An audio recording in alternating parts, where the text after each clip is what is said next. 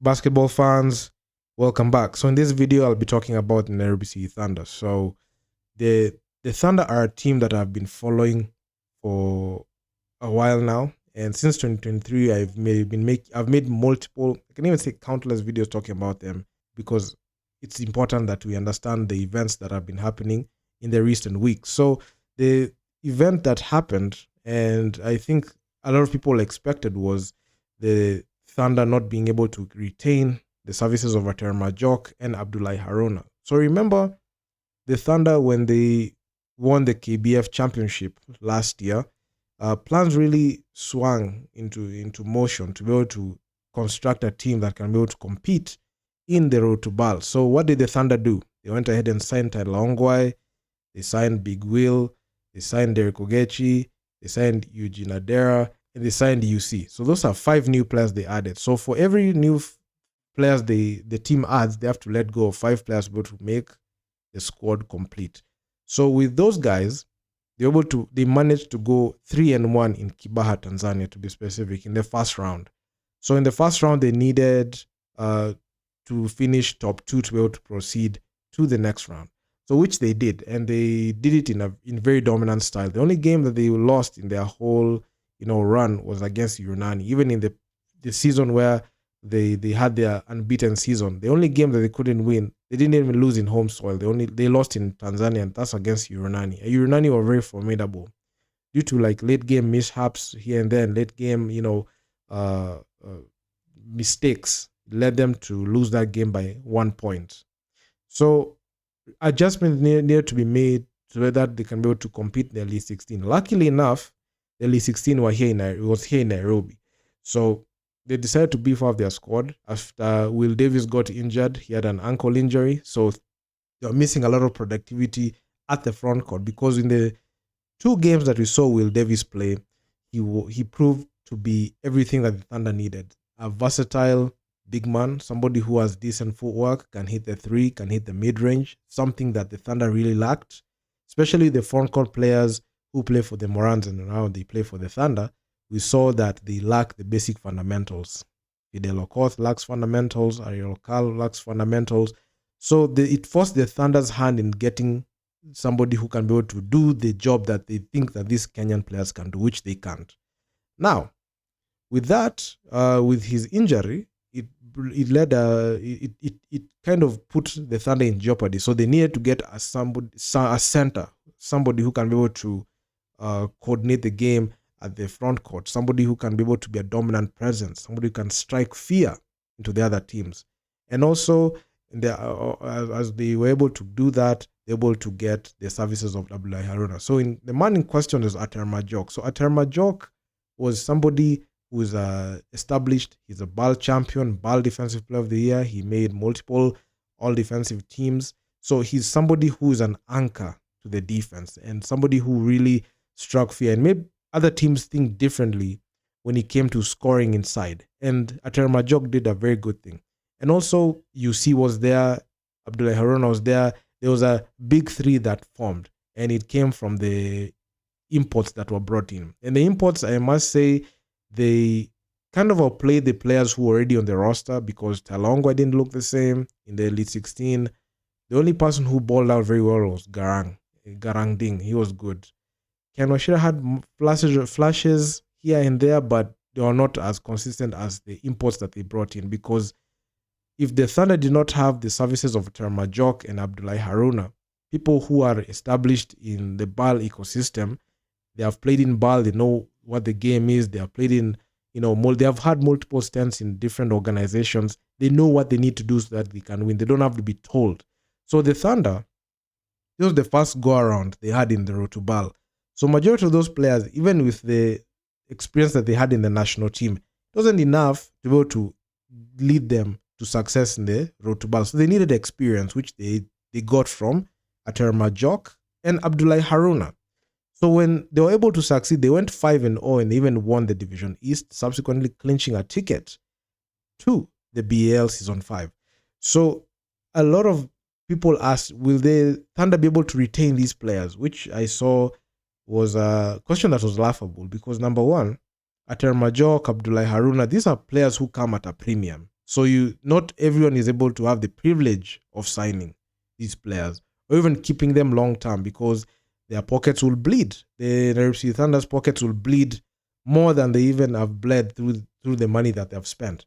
So I knew adjustments were going to be made to be able to understand, to be able to offset their departure. And fast forward to a couple of weeks, we saw ASVL de Dakar from Senegal be a team that did the massive and huge power grab, able to grab Abdoulaye Haruna, Ater Majok, and Will Perry in a power move as they gear up for the Sahara Conference. So we saw that power move made by ASVL de Dakar, and they're able to grab those two guys that enabled the Thunder be in the BAL. I know a lot of people can say it was a team effort, but without Abdoulaye Haruna and Ater Majok, the Thunder will not have made it. Even if we were playing at home, I don't think they would have. And you can even say the Thunder's greatness was there because we saw players play, we saw our Kenyan players play there, but they didn't ball out as much. And the threat that was posed to the other teams was brought about by Ater Majok and Abdoulaye Haruna being on the team. They elevated that team to another status where they looked unbeatable. And it even begged the question, do you actually think the KBF team that we even won the championship and had an unbeaten season, do you think they even will have even had a chance if they didn't make those key signings? They wouldn't have, because they are not facing KBF teams in the road to BAL. They are facing champions in their own right from the other nationalities and other nations. So with those two guys leaving the team, where did they leave the Thunder? Back to where they started. Now we saw the Thunder bring back Will Davis, which was good. At least he's gonna come back. Then we saw that they are bringing back UC. I don't know, UC didn't leave, but they brought him back. Then in another signing, they signed in this guy Nana Appiah. So they brought in this guy, but with these three people coming back, do you think that they can match the productivity that the Thunder got from Ater Majok and Abdoulaye Haruna? I don't think so, because those two guys, when they brought into the team, they were the difference makers that made the Thunder where they are. Now there's another curveball, because I think a lot of people are ignoring this. So we had multiple players from the Thunder play in the Afrobasket qualifiers where they stunk it up. And mentally, I can say they are short. Even I made a video talking about this situation, and I said, they're going to struggle and they're going to have PTSD from the games that they are going to encounter. I know we're going to miss out on the Afrobasket this year, which was inevitable. But those players who play for the Morans, the moment that they go ahead and play ball the first game, we're going to see if they are mentally strong and tough. Because there's one thing that people are conveniently forgetting. These games have a ripple effect to what we're going to be seeing moving forward from these players. Because when you have a poor performance and you don't address the main issues, they keep recurring every single time. We've been seeing our Kenyan players for the Thunder get outplayed multiple times in matchups in the national team, and also continental basketball. In the BAL, even despite the Thunder's success, we saw this team struggle, and we saw this team, the rest of the team get outplayed. The only people who bailed us out was Ater Majok and Abdoulaye Haruna. I'm not saying that they're the only two players that did the work, but without their input, we wouldn't be as dominant. The Thunder will not be as dominant as they thought they would be. So now the Thunder are at a crossroads. Now they have to contend with, can they be able to bring in the mentality of, playing well to the Kenyan players so that they can be able to elevate themselves to that level where Ater Majok and Abdoulaye Haruna was? Will they be able to do that? Can the coach be able to bring that fight into those players? Or do they need other people from outside to come and help them? Because it's the thing that they're going to struggle with. They have KBF games, and they have to prepare for the BL season 5, which is not too far away. It's in May, which is about 2 months away. Now the Thunder are at a crossroads. They have to make sure to get back to the KBF finals, and they have to see if they can be able to pose a formidable team that can be able to go ahead and play. Now, these games in KBF are going to be the Thunder's Achilles heel, because if the Thunder are going to think that they're going to use KBF games to prepare for the BAL, they are mistaken. Because when you win for so long, the way the Nairobi Thunder have, and the way they have been dominating teams, there's a certain level of complacency this team is going to fall in. Because when you win a lot and you win with the same style of play, there will be no incentive or no motivation to change things. So they're going to continue playing the same way. The roster got changed so that it can add in Atel Majok and Abdullahi Haruna. Now that their productivity is gone, and you have signed in 3 players who they have not played too many games with the Thunder.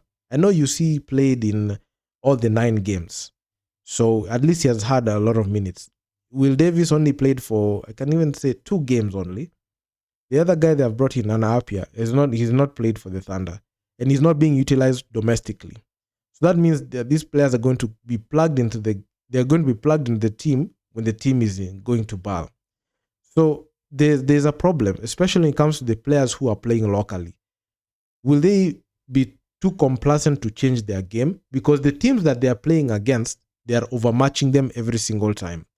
The talent that you're seeing in the Nairobi Thunder is good, and it's bad. It's like a double-edged sword. It's good that it can be able to help them domestically, but there's the mentality that they have domestically. If it continues to fester in their minds, will they be able to adjust to be able to play in the BAL? Because the BAL is a fast game. I've been covering the BAL for close to like 4 years. This is the 5th year, and I've seen the level of basketball there.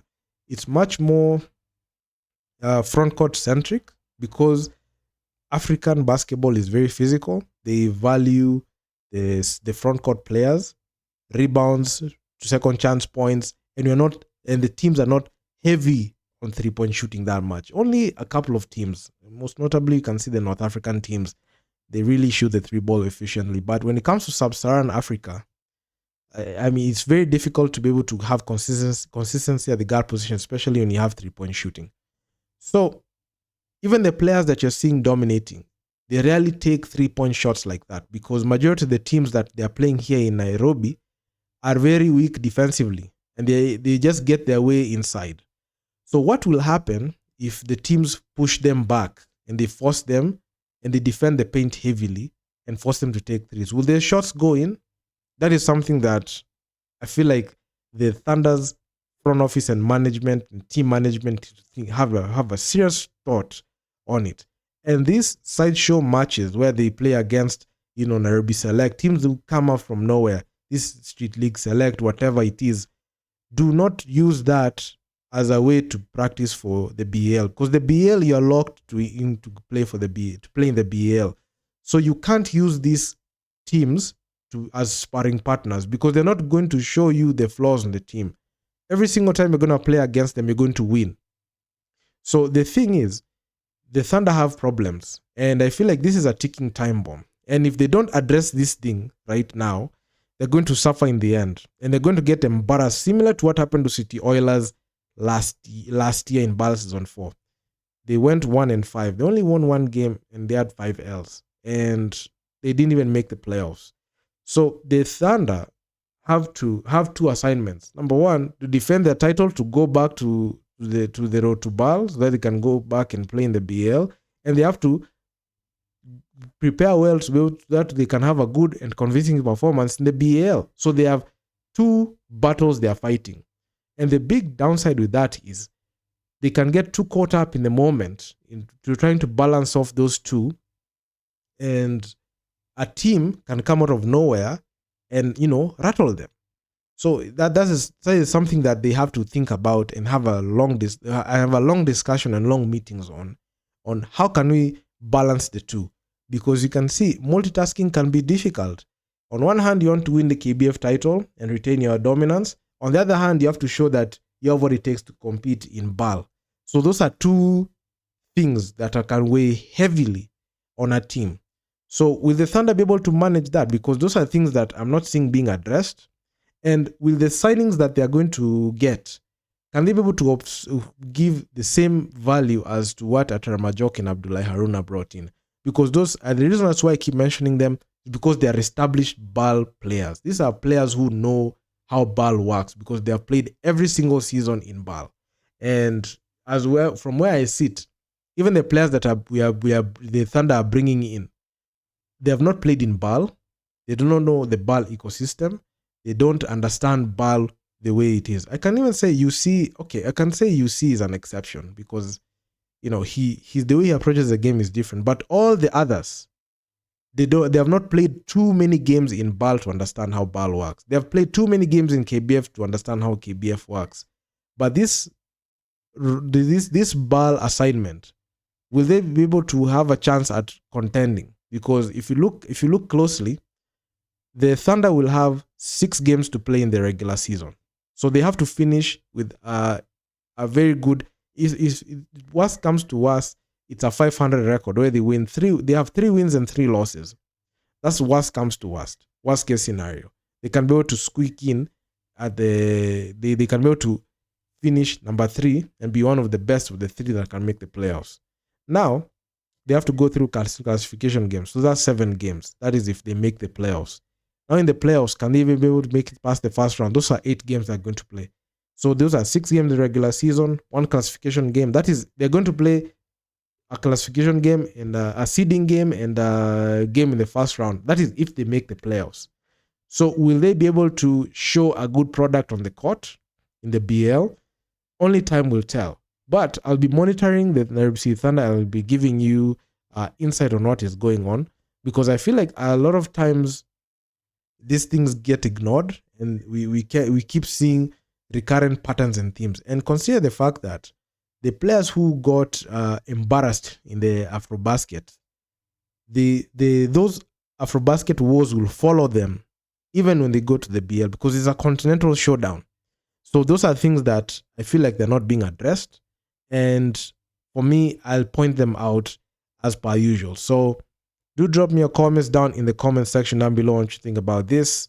I mean, the Nairobi City Thunder, they're a team that I root for. At least in summer basketball, we're going to have like basketball, because our men's team did not make the Afrobasket, women's team did not make the Afrobasket. The only hope we have right now in a continental game is Nairobi City Thunder. At least they're going to play 6 games, and you're going to see if the Thunder are what they claim to be, or are going to show that. We'll see if the Thunder are going to show that they're all that they say they are, because they overmatch the KBF teams all the time. Now we're going to see, can they carry weight the way they carry when they come to KBF teams? We will see that, because majority of the time we'll see the Thunder go out and streamroll teams, but this might be the first time they're going to face adversity, because these teams are not pushover teams, and we're going to see if they're going to make the playoffs, and we're going to see if they can go even deep in the playoffs, because BAL, anything can happen and it's tough.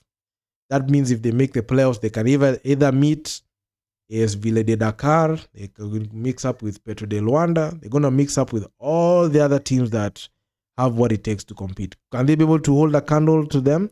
Only time will tell. But like, share, subscribe to the channel. This one has been a long one, but I'll keep you guys posted on matters, Nairobi City Thunder as they come. So make sure to tune in. I'm out. Peace.